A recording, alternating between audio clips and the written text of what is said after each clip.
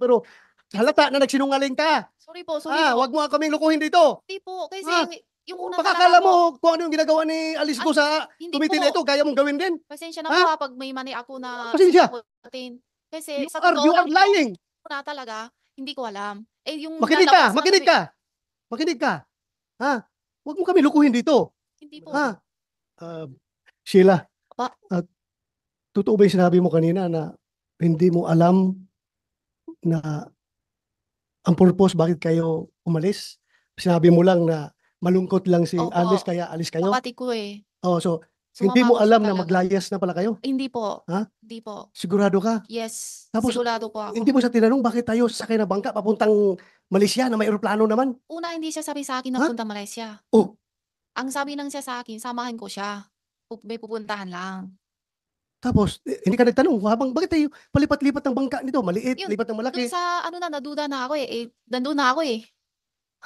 Ha? Ano gagawin ko? Pabalik ko pa dito sa Pilipinas? Hindi ka man kita, Po. hindi man kita sinasabing pabalikin dito, pero halata na nagsinungaling ka. Sorry po, sorry po. Wag mo kaming lukuhin dito. Hindi po, kasi yung una Baka talaga akala po, mo kung ano yung ginagawa ni Alice ko sa hindi committee po. na ito, kaya mong gawin din. Pasensya na po pag may mali ako na Pasensya. sasagutin. Kasi You sa are, totoo you lang are lying. po, una talaga, hindi ko alam. Eh, yung Makinig ka, lalabas na makinig sabi, ka. Makinig ka. Huwag mo kami lukuhin dito. hindi po. Niluluko mo kami. Hindi po. Klaro na hindi ka nagtanong sa kapatid mo na bakit kayo bangka at hating gabi tayo lalayas dito. Tapos sabihin mo sa amin ngayon na hindi mo alam na lalayas na pala kayo ng Pilipinas. Oo. Tell it to the Marines. Huwag mo kami lukuhin dito. Hindi I will po. not move for your contempt. I will not Hindi move for po. you Hindi to po be cited in ganun contempt. po. Ako lang nagpalabas lang ako ng hinanakit ko dahil parang niluluko mo kami dito sa Hindi committee. po. Ha? Hindi po. I'm not asking your answer. I'm just stating the facts.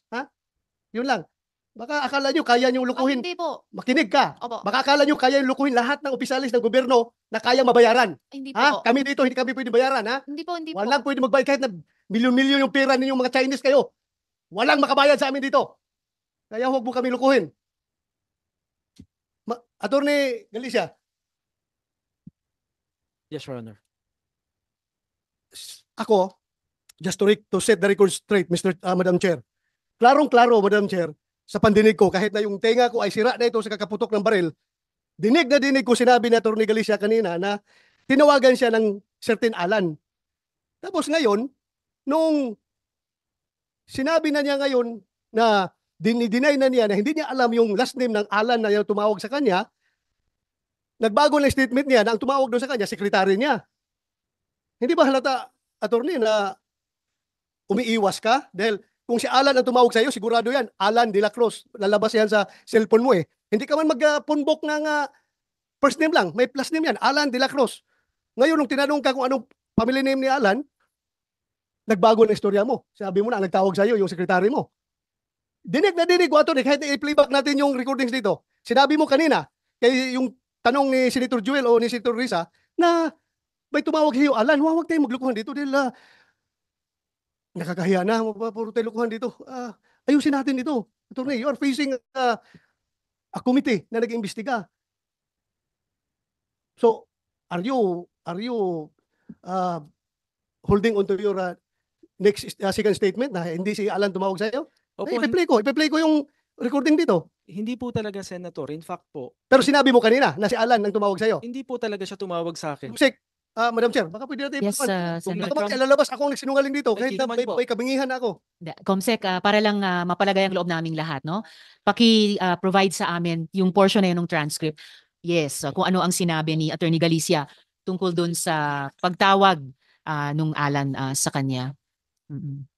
At saka, if I may interject, Senator, Attorney Galicia, kanina nabanggit ko, no, importanteng malaman, ano yung sinasabi mong karelihiyon? Kasi para sa akin, matter of fact lamang yun. And may information ako na pinag-usapan na rin naman sa social media. So, mahalaga talagang itanong para hindi na pag-isipan pa o pag-usapan pa. Tsaka hindi naman ibig sabihin na endorse ng ninumang mga religious groups natin dahil iba't iba tayong relihiyon ang kung ano-anong mga gawain. O yung iba, oo. So it's just a matter of fact. Kaya pending question ko pa rin sa inyo ngayon, iyon, Attorney Galicia, yung sinabi niyong karelihiyon, ano bang relihiyon iyan? And dagdag, ano nga ba yung apelyido ng Alan? Tulad din ng tinatanong ni Sendoroy. And pati ano bang telephone number nila? Senator, hindi ko nga po talaga alam ang apelyido po nung Alan. At wala po naman akong phone number niya. At ang tumawag po talaga sa akin ay ang sekretarya ko. Kung nagkamali man po Iniintay ako, namin yung sige po, transcript sige niyan. po. In Kung fact you po, were saying, kung nagkamali man kayo, kung nagkamali man po ako siguro kanina sa pagsasalita kasi nakaka-tense po kasi yung nandito ako at nagsasalita sa harap ninyo. mas Hindi matitense po ako, kasi, attorney, kung hindi nyo sasabihin lahat ng totoong sagot sa aming mga tanong. opo, pero hindi po ako nagsisinungaling. So ano nga po ba yung sabi nyo magka-relihiyon kayo ni nung Alan? So ano ba yung relihiyon nyo na sinasabi nyo? Ah, Or kung gusto nyong isulat na lang sa chair and then isasabihin ko sa mga kasamahan ko or babasahin ko ba? I mean, ako, katoliko ako. Pag ako nagkasalanan or kung gumawa ako ng krimen, hindi yun sinasang-ayunan ng simbahan at Santo Papa. Madam Chair, Yes, Sendoroy. just for the record, basta sigurado ka, attorney, hindi Kingdom of Jesus Christ, ha? hindi Hindi kay po. Buloy. Hindi po. Okay. Yun pala. And in fact, that's Sendoroy, exactly, kahit lahat ng KOJC, hindi ko nilalahat. Madam Chair, Sen may I just Joel, before pound we on what you continue. are saying? Kasi Attorney Galicia, baka kasi akalain ng lahat, kahit banggitin na po, lalo ngayon na parang nagkaroon ng lal bago banggitin yung relihiyon, wala akong kinalaman yung relihiyon na sa anumang gagawin po natin dahil sariling desisyon po natin yon. Ngayon, pag hindi nyo po sinabi rin, yun ang magiging dating kasi sa taong bayan na parang pag ganito yung relihiyon, ganito yung gagawin. Hindi po ganon. Kaya paulit-ulit po nating sinasabi yun, walang kinalaman ng anumang paniniwala o relihiyon dito dahil sa huli, ang bawat desisyon na gagawin natin, the decision we make dictates the life we live. So, yun po yun, no? Tayo yung nagdidesisyon sa bawat desisyon natin. Walang kinalaman yung relihiyon. Salamat, Madam Chair. Salamat, Sen Joel. Attorney Galicia, familiar po ba kayo sa Diaryo Arangkada? May Opo. role ba kayo doon? Meron po. Okay, so familiar. Ano pong role nyo doon sa Diaryo Ako po Arangkada? yung publisher nun. Okay, publisher. So, parte po talaga kayo sa dyaryo. So, bakit yung sinasabi na di kayo updated sa balita? Hindi ba Arangkada dapat up to date? Oo. Hindi ba kino-cover ng dyaryo Arangkada itong mga pagdinig namin tungkol kay Alice In-expect ko Guo? na po na yun po ay sasabihin po ninyo. Yes. Pero sabi ko nga po sa inyo, I'm just trying to be truthful po sa pagsasalita ko dito. Pero sa totoo lang po, hindi ko po talaga alam na may warrant of arrest siya. Hindi ko alam kung maniniwala kayo sa akin, pero yun po ang totoo. Well, mahirap po sa publisher ng dyaryo Arangkada. Kung dyaryo atrasado, maniniwala ako na hindi nyo alam na may warrant of arrest po sila. Attorney, lumaki daw si Alice Guo sa farm at nakatira sa Tarlac. Bakit kaya sa Bulacan pa po siya nagpanotaryo? Yan po. Alam ko po, tatanungin nyo rin po yan at ang sagot ko po ay hindi ko po alam.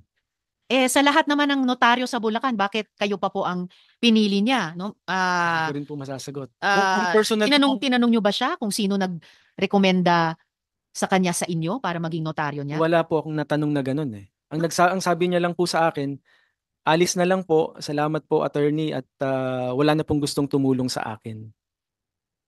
Parang, I wish that were true, pero hindi totoo eh. Mukhang maraming tumutulong na makatakas at kung ano-ano pa, makagawa ng mga akusasyon laban sa kanya na di umano ay kanyang ginawa at dahan-dahan ay nagsasurface po kami ng mga ebidensya dito sa aming mga pagdinig.